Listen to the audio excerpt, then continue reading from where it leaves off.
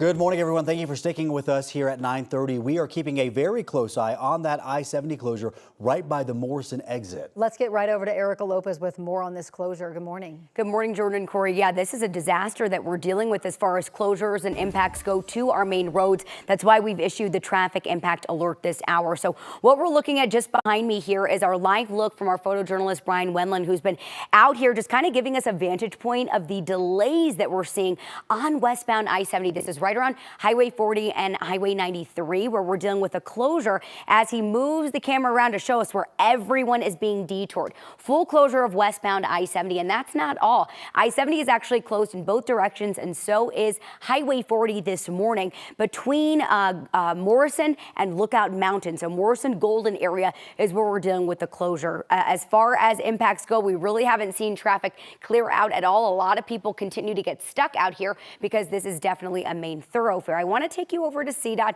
just kind of give you another view of really the same area. Obviously, our live look is a much clearer image, but again, just kind of another look at the detour out here this way. So let's go ahead and bring you over now to our map and kind of give you some context of what we're dealing with this morning. So what we learned from the Jeffco Sheriff and Colorado State Patrol is that there's a semi truck. It's leaking hazardous material this morning. That is why I-70 is closed and Highway 40 is closed because of the potential fire risk with that hazardous material. We do know that there are hazmat crews on scene, including our Vada hazmat crews and additional many other. Colorado State Patrol is the lead agency working this morning. But again, I-70 and Highway 40 shut down between Morrison and Lookout Mountain. If you need to travel this way this morning, Highway 6 through Golden is going to be from the Golden area is going to be a good workaround, really the only one, because we're not dealing with just one direction of I-70 closed off this hour. I do have an image that the Jeffco Sheriff posted on X this morning